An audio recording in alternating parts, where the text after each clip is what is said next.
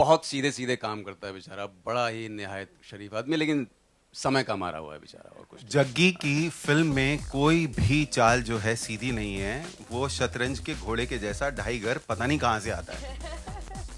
सो ये है जग्गी तिरछा फिल्म। हमारी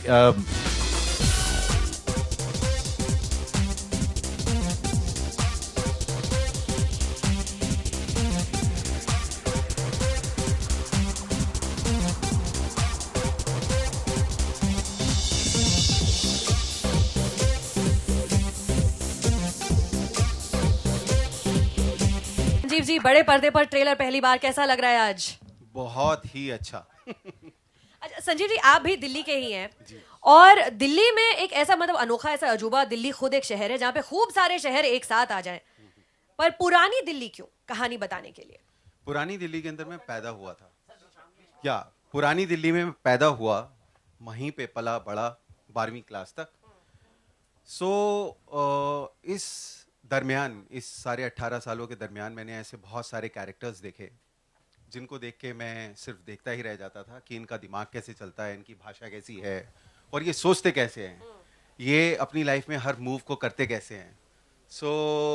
वहीं से, और उस कहानी के लिए, उस कहानी के साथ सच्चा होने के लिए पुरानी दिल्ली से बढ़िया कोई जगह हो नहीं सकती थी, क्योंकि यही मैंने जाना था वहाँ पर। और इन सारे कैरेक्टर्स में से ऑटोबायोग्राफिकल कौन सा है सबसे ज्यादा? ऑटोबायोग्राफिकल सोना। तो चलिए धीरे धीरे करके आपके कैरेक्टर से मुलाकात हो जाए, मीडिया वालों से सबसे मुलाकात कराते हैं। सबसे पहले I like to call upon stage mister Manoj Bajpayee.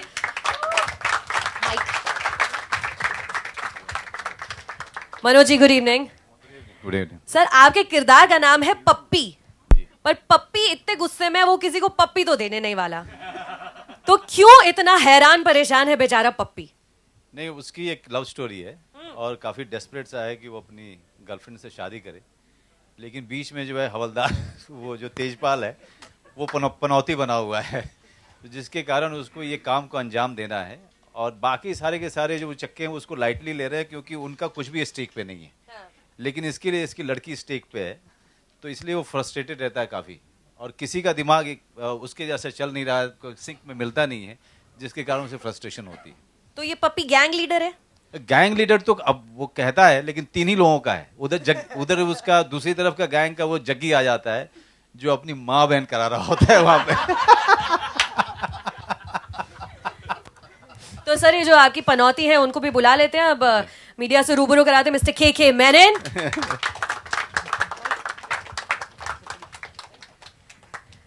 के sir, good evening. Sir, Delhi वालों से यहाँ पर मुंबई में बैठे लोगों को भी बड़ा खौफ होता है कि बड़े कड़क होते हैं दिल्ली के पुलिस वाले, तो ये जो तेजपाल है ये कड़क के साथ साथ काफी टेढ़ा भी है। पागल सा आदमी है, प्यार में है, प्यार में पागल है।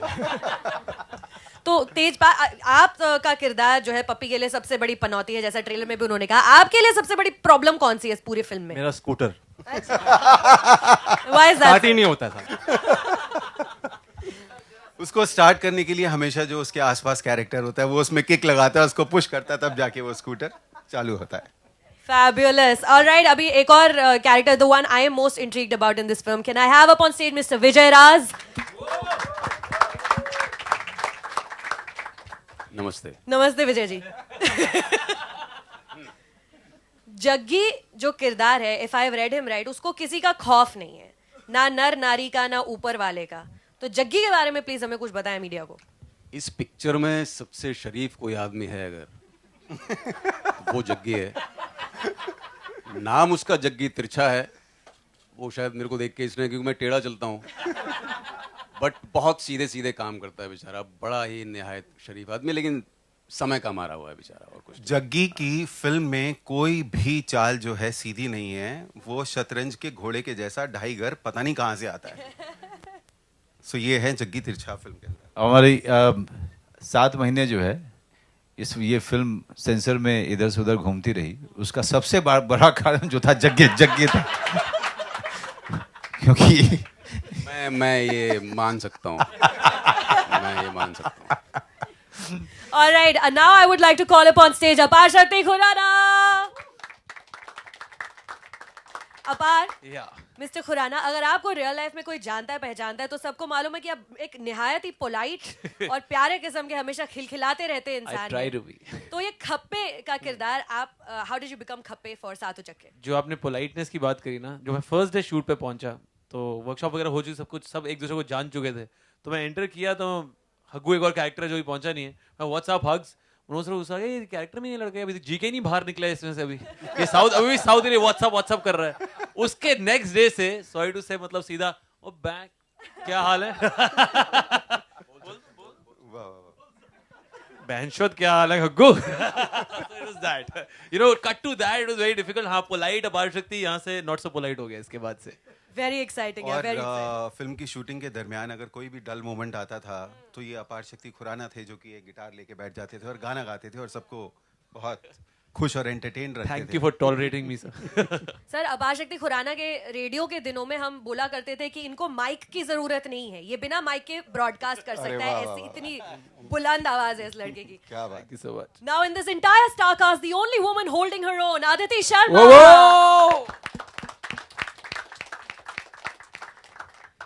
Aditi, good evening. Good evening. Very nervous. Yeah, kind of. आप लखनऊ की हैं जी. और लखनऊ के लोग तो बहुत ही तमीजदार, ऐसा सुना है, होते हैं। तो ये सोना जो घिया लौकी लेकर सब्जी वालों को हड़काती है भरे बाजार में, सोना के बारे में हमें बताएं। सोना जो है एक्चुअली जब संजीव सर ने मुझे बताया था, मुझे ये सोना जब मैंने ऑडिशन किया था, मुझे लगता था सोना बहुत अलग है मुझसे, she is gonna be a challenge for me, और मुझे लगा कि मुझे मतलब कितना इंटरेस्टिंग है, कितना चैलेंजिंग है। पर फिल्म करते करते फिल्म के दरमियान मुझे लगा अरे ये तो मेरी जैसी ही है। So I completely relate to her now and बहुत स्मार्ट लड़की है, अपने आप को बहुत सुंदर और सेक्सी समझती है और अपनी सेक्सुअलिटी को यूज़ करना आता है उसे, और पप्पी से प्यार करती है और वो भी चाहती है कि वो कुछ पैसे कमाए और कुछ होए लाइफ में, और तेजपाल को बेवकूफ बनाती है। और तेजपाल को बेवकूफ़ बनाती है। सबसे पहले तो आपको बहुत सारा अभिनंदन, बहुत सारा अच्छा काम हो रहा है, बहुत अच्छे रोल्स आप कर रहे हैं। लेकिन मेरा सवाल ये है कि सालों पहले बैंडिट क्वीन आई थी, वो फिल्म भी एक बहुत ही बोल्ड फिल्म थी, एक सच्ची कहानी पर थी, बहुत कुछ था। उस वक्त से लेकर अब तक, जैसे अभी आपने कहा कि 7 महीने ये फिल्म सेंसर बोर्ड के उसमें थोड़ी इनके कैरेक्टर की वजह से थोड़ा सा उसको तकलीफ हुई है, तो आपने इतने बीते सालों में सेंसर बोर्ड का जो एटीट्यूड है उसमें आपने क्या फ़र्क देखा है, बैंडिट क्वीन से लेकर के 7 उचक्के तक? मुझे जबकि मैं हमेशा ये मेंटेन करता रहा हूँ कि सेंसर बोर्ड चाहे वो कोई भी आए कोई भी जाए, सेंसर बोर्ड अपना काम करता है अपने जो उनके गाइडलाइंस होते हैं उसके हिसाब से। उसमें कभी व्यक्ति महत्वपूर्ण नहीं होता है, इसलिए मैंने कभी व्यक्ति के बारे में आज तक बात नहीं की। मेरा मसला हमेशा दूसरा रहा है कि क्या सेंसर बोर्ड सर्टिफाई करे या सेंसर बोर्ड हमें क्लासिफाई करे, इस पे ध्यान देने की ज़रूरत है। एंड ऑल्सो जो श्याम बेनेगल जी का रिकमेंडेशन है, आई रियली होप कि जितनी जल्दी हो सके उसको लागू किया जाए, सो दैट जो फिल्म मेकर्स और जो सेंसर बोर्ड के बीच में जो कॉन्फ्लिक्ट लगातार कई सालों से हो रहा है, चाहे वो जो बैंडिट क्वीन का नाम ले रही हैं आप या हाल फिलहाल तक, ये कॉन्फ्लिक्ट चलता रहेगा जब तक हम मॉडर्नाइज नहीं करेंगे रिकमेंडेशंस को, रेगुलेशंस को, गाइडलाइंस को मॉडर्नाइज नहीं करेंगे, उसको आज के हिसाब से नहीं रखेंगे, तब तक फिल्म मेकर्स और सेंसर बोर्ड के बीच में, चाहे वो कोई भी आए, वो आदमी इसमें इम्पॉर्टेंट नहीं है। जब तक सेंसर बोर्ड का रोल आप डिटरमिन नहीं करेंगे और रिकमेंडेशंस नए मॉडर्न तरीके से नहीं लेके आएंगे, तब तक कॉन्फ्लिक्ट चलता रहेगा। लकली जैसा कि राहुल ने कहा या विक्रम ने कहा और संजीव ने कहा, with this film, this kind of a film, जहाँ पर हम चाहते थे कि लैंग्वेज उसी तरीके की हो जिस तरीके के कैरेक्टर्स हैं और जिस तरह की जगह है और जो हालात हैं, और उसके हिसाब से अगर आप देखिए तो हमें एक for us it was a cake walk, हमें उस तरीके से परेशानी कभी नहीं झेलनी पड़ी। हमारे ऊपर छोड़ा गया था, तो जब हमारे ऊपर ट्रिब्यूनल ने छोड़ा था तो जिम्मेदारी हमारी बढ़ गई थी कि हम ट्रिब्यूनल को नाराज़ नहीं करें या ट्रिब्यूनल को हम डिससैटिस्फाई नहीं करें। लेट्स बी आवर ओन जज एंड फिल्म को हम उस तरीके से देखें कि हम फिल्म में और क्या क्या एडजस्ट कर सकते हैं, जबकि ट्रिब्यूनल ने अगर ये जिम्मेदारी दी है तो इसको लेकर के समय लगा है। एज फार एज जिसे कहें कि चीज़ें हमारे लिए डिफ़िकल्ट कर दी गई और हम मर गए, ऐसा कुछ नहीं हुआ है। It was a journey that took time only because of us, because of the directors own creative call, नहीं तो बाकी सब चीज़ें काफ़ी आसान थी। प्रोड्यूसर साहब से भी मैं पूछना चाहूँगी सर, जैसे आपने कहा कि आप पर उन्होंने छोड़ा, आप पर निर्भर उन्होंने रहने दिया कि आप उसमें से क्या रखें। तो एक पिछले दिनों बहुत सारा मीडिया और सारी सबको पता है कि बहुत सारी फिल्मों को लेकर के बहुत ज़बरदस्त विवाद हुए हैं। तो ऐसी कौन सी चीज़ें थी सर, आपने क्या कट्स थे जो आपने नहीं रखे? आपने जैसे अपनी फिल्म को उनको जो उस पर आपत्ति नहीं हुई, वो कौन सी चीज़ें थी जो आपने फिर काट दी और आपकी फिल्म भी मतलब उस पर उसका कुछ असर नहीं पड़ा? मैं चाहूँगा विक्रम और संजीव। जिन फिल्मों का आपने जिक्र किया जिनको लेके विवाद हुए थे पिछले कुछ महीनों में, सही या गलत, उनके जो मुद्दे थे वो मुद्दे हमारी फिल्म में मौजूद नहीं थे। हमारी फिल्म को दर्शकों तक पहुंचाने के लिए उन्होंने जो हमारे को सजेशंस दिए वो बाय एंड लार्ज लैंग्वेज को लेकर थे, और उनकी आपत्ति भी लैंग्वेज को लेकर थी, जो हमने वॉलंटरीली अपने ऊपर ये दायित्व लेते हुए कि उस भाषा को डाइल्यूट कर दें।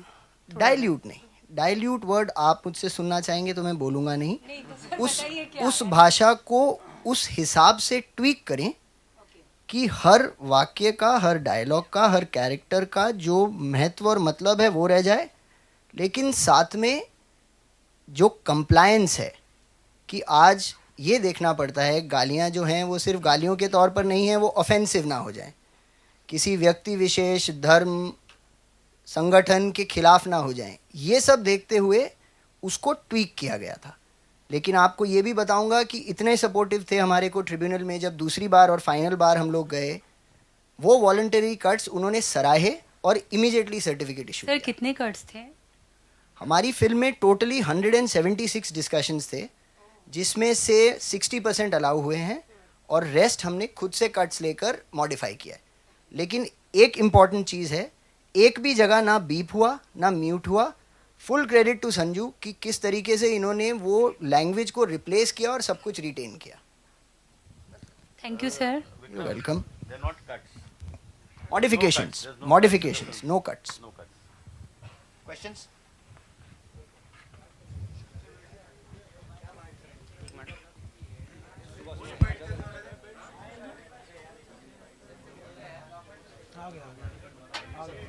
मनुष्य प्रभात ANI से सर।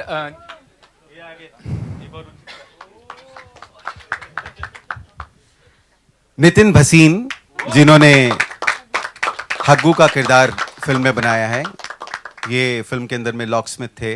हाँ, सब तरीके की चाबियां बनाते हैं और जिस तरीके की भी चाबी हमारे उचक्कों को चाहिए थी उन्होंने बना के दी। आज प्लेन की भी बनानी पड़ी। हम आपके ऊपर लौट के आते हैं। मनुष्य, अच्छा नहीं, आप बोलेंगे? सर जब बात आपकी आती है अभिनेता के तौर पे, आपको याद किया जाता है सत्या और सूल जैसी फिल्मों के लिए, तो कॉमेडी जो जॉनर होता है उसमें आप काम कर रहे हैं, ज़्यादा एक्सपेरिमेंट नहीं किया, तो कितना डिफिकल्ट, कितना चैलेंजिंग होता है? और माना जाता है कि कॉमेडी करना सबसे मुश्किल होता है, आप कितना पता नहीं किसके लिए कॉमेडी करना, सीरियस रोल करना आसान होता है और कॉमेडी करना मुश्किल होता है। मेरे लिए एक्टिंग करना बड़ा मुश्किल काम है। वो जो एक्टिंग चाहे किसी भी जॉनर में हो, और मेरे ख्याल से दुनिया का सबसे मुश्किल काम है ये।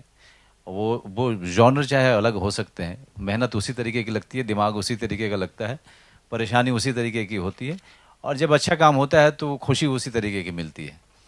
अब इसको एंजॉय किया हमने। ये कहें कि इसके लिए कैरेक्टराइजेशन नहीं करना पड़ता है, या आप सेट पे जाते हैं और जैसे ही डायलॉग मिलता है आप शुरू हो जाते हैं, मेरे ख्याल से ऐसा है नहीं। चाहे वो के हो, चाहे मैं हूँ, चाहे विजय, हम सब लोग जो हैं कितने सालों से एक्टिंग कर रहे हैं, लेकिन कभी कोई एक्टर ये नहीं कह सकता कि कोई एक जॉनर जो है वो आसान है और दूसरा जो है उससे कम है। और जो भी लोग किसी भी जॉनर में ज़्यादा अच्छा करते हैं, ये उनको पूरी उनकी सराहना करनी चाहिए। It was a difficult task, क्योंकि हम मेरे लिए, मैं दिल्ली में रहा हूँ और दिल्ली में थिएटर करता था, लेकिन पुरानी दिल्ली इतना आना जाना होता नहीं था।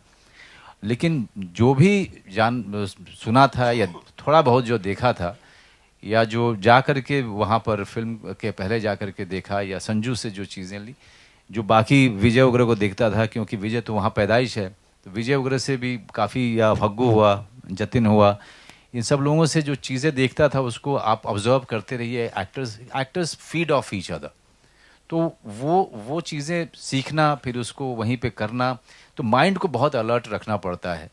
चाहे आप किसी भी तरीके की फिल्म कर रहे हैं, कॉमेडी हो, सीरियस हो, चाहे आप साइकोलॉजिकल थ्रिलर कर रहे हैं, उसमें दिमाग तो लगता है, मेहनत भी लगती है।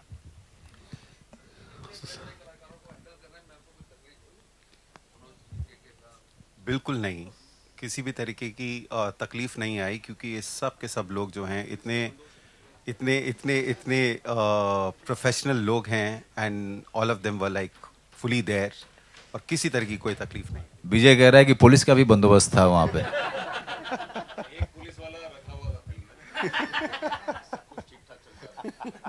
सर मेरा सवाल यही है कि आपने इन 7 उच्चकों को यहाँ पर, सर ट्रेलर बहुत अच्छी है, पता नहीं पिक्चर कैसे होगा। हाँ। बहुत अच्छा होगा। तो ये मेरा प्रश्न ये है कि आप 7 उच्चकों को कैसे हैंडल किया एक ही साथ में इस मूवी में? जैसे कि मैंने बताया कि किसी तरह की कोई तकलीफ नहीं आई। जब चीज़ें अपने ही डायनेमिक्स में अपने आप चलती हैं, सो उसका मज़ा ही कुछ और होता है। मेरे जो सारे एक्टर्स को जो एक डायरेक्टिव था ये कि हम कॉमेडी फिल्म नहीं कर रहे हैं, ठीक है, we are making a serious film, so you got to be like truthful to your character. So उसके बाद जो अपने उसके डायनेमिक्स चले हैं, तो कोई फिल्म का सीन ऐसा नहीं होगा जहाँ पे इम्प्रोवाइजेशन नहीं होगी। सो सारी की सारी फिल्म जो है इम्प्रोवाइज फिल्म है, जो कि आप देखेंगे। सो तकलीफ किसी भी तरीके की नहीं रही। तो flow of the movie was continuous, ऐसे कहीं नहीं लग रहा कि टेक रीटेक ऐसा है। तो ऐसा कोई भी इंसिडेंट बताइए कि आपको रीटेक पे रीटेक करना पड़ा ऐसे इन 7 में से?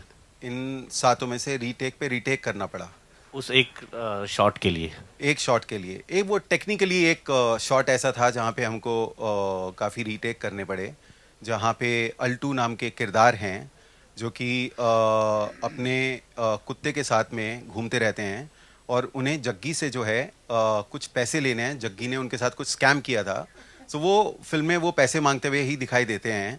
सो एक सीन था ऐसा जहाँ पे ये छत पे चढ़ रहे हैं, और वो बहुत ही संकरी गली थी, और उस संकरी गली के अंदर में वो ये जग्गी का कैरेक्टर जो है आगे आ रहा है, वो पीछे से उसको फॉलो करता हुआ आता है कि तू मेरे पैसे कब देगा। So that was the technical shot जहाँ पे हमारे कम से कम नहीं तो 15-16 रीटेक हुआ है। Otherwise it was like the film was flowing on its own, the entire shooting. Yeah. Sorry. बाकी मतलब कोई कैरेक्टर, कोई एक्टर इस बारे में कुछ बोलना चाहे? सर जी जी सर, मेरा नाम है Suresh Mehta, Bollywood web TV USA से जी। मेरा ये क्वेश्चन है, आपकी ये फिल्म ट्रेलर देख के कॉमेडी तो है, हंसाएंगे लोगों को, लेकिन इस फिल्म के द्वारा मनोज जी ने, आपने और पूरी टीम को आपको बधाई है, शुभकामनाएं, ऑल द बेस्ट है। Thank you. लेकिन इससे क्या मैसेज है इस फिल्म से? इस फिल्म के अंदर जो मैसेज है वो आपको फिल्म देख के मिलेगा। फिल्म के अंदर में एक बहुत ही बड़ा फिलोसॉफिकल और एक बहुत ही बड़ा स्पिरिचुअल मैसेज भी है, वो आपको फिल्म देख के मिलेगा। सो वो मैं अभी डिस्क्लोज नहीं कर सकता उसे। Okay sir. सो अपने इस सारे एंटरटेनमेंट क्वोशंट के अलावा फिल्म जो है अपने फिलोसॉफिकल एस्पेक्ट में भी बहुत ज़्यादा स्ट्रांग है, वो आप महसूस करेंगे जब फिल्म देखेंगे। Ma'am has a question right in front. We're going to take the last few questions now. Manoj ji से मेरे को, मनोज जी से Last few questions now. Ma'am has a question right in the front row. Sir मेरा सवाल आपसे, उचक्का शब्द आपने जी कहाँ से लिया? ये जनरली भोजपुरी अवधि में बोलते हैं। पुरानी दिल्ली की फिल्म है। पुरानी दिल्ली के अंदर में बहुत ही ज़्यादा लोकल पार्ला में इसको बोला जाता है, चोर उचक्के जो होते हैं।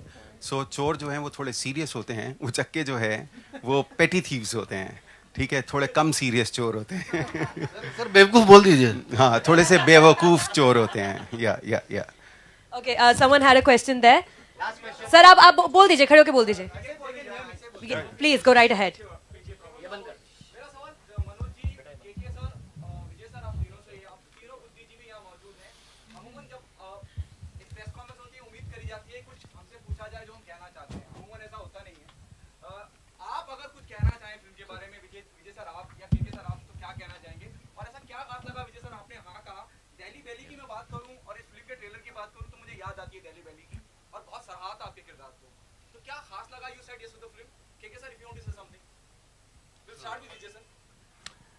यार ये मेरे ख्याल से सिनेमा के इतिहास में, हिंदुस्तान में, बाहर नहीं,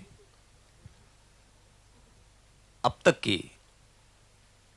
पुरानी दिल्ली में कोई फिल्म जो सेट की गई है, ये सबसे ऑथेंटिक फिल्म है अब तक के इतिहास में. मतलब ऐसी फिल्म बनी ही नहीं है जिसका बैकड्रॉप पुरानी दिल्ली हो. मतलब बनी ही नहीं है. अगर कोई मुझे दिखा दे तो मैं देखूंगा, है ना. तो ये वजह थी कि मैं यहाँ पे खड़ा हूँ और मतलब जितना आनंद जो आया है कि मतलब वही वाली बात है कि देख के देख तो मजा आएगा. मतलब खतरनाक वाला, ना खतरनाक वाला मजा आएगा. तो यही वजह है कि मैं जुड़ गया. Thank you. कम फिल्में हैं जो मैं एंजॉय करता हूँ. मैं बड़ा मुंह फट हूँ इस मामले में. 80% फिल्में मैं एंजॉय नहीं करता हूँ जो मैं काम करता हूँ. और कुछ फिल्में हैं जिसको मैं सराहता हूँ, जिसको मैं जीता हूँ. उनमें से एक ही एक फिल्म है. तो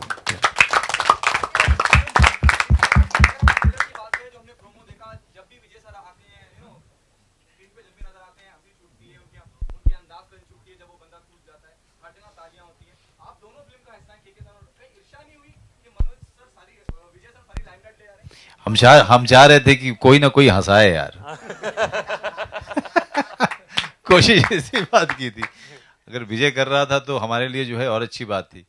कहते हैं कि फिल्म में कोमल नाटा साहब यहाँ बैठे हैं और ये जो है मुंबई इंडस्ट्री में मैं सुनता आ रहा हूँ कि अगर पुरानी कहावत है कि अगर 10 क्लैप ट्रैप है ना तो फिर आप फिल्म को चलने से कोई रोक नहीं सकता है.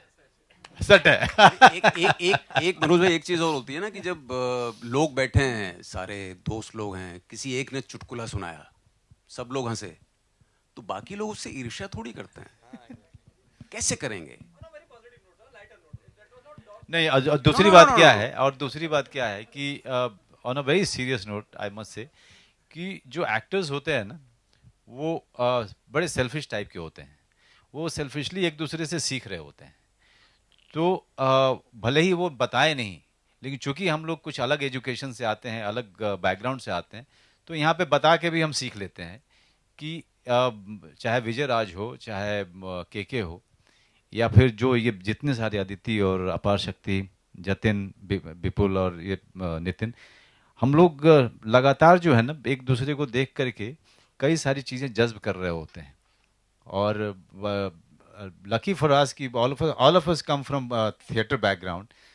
तो किसी की तारीफ उसकी मुंह पे और ऑनेस्टी के साथ करने में हमको दिक्कत नहीं होती है. ऑलराइट. विजय जी, आप कुछ कह रहे थे, कुछ उसमें आगे कहना चाहते हैं? नहीं, मैं कह दूंगा. कोई और पूछ लेगा तो कह दूंगा. आप माइक मेरे हाथ में, मैं कह दूंगा. हाँ. और एक और चीज जो मैं यहाँ पे सारे हमारे मीडिया वालों को बताना चाहती हूँ, बाहर outside we'll have one on one bites with the entire star cast, but before that अभी फोटोज के लिए हमारे सारे एक बार हम ट्रेलर चला सकते हैं. बिल्कुल बिल्कुल. एक FC80 के अंदर में मैंने एक बात कही थी जिसपे मेरी विक्रम ने और शीतल ने बहुत टांग खींची थी. सो बहुत सुंदर है वो, मैं बोलना चाहूँगा कि दिल्ली जो एक शहर था आलम में इंतखाब, हम रहने वाले हैं उसी उजड़े दयार के. क्या बात है.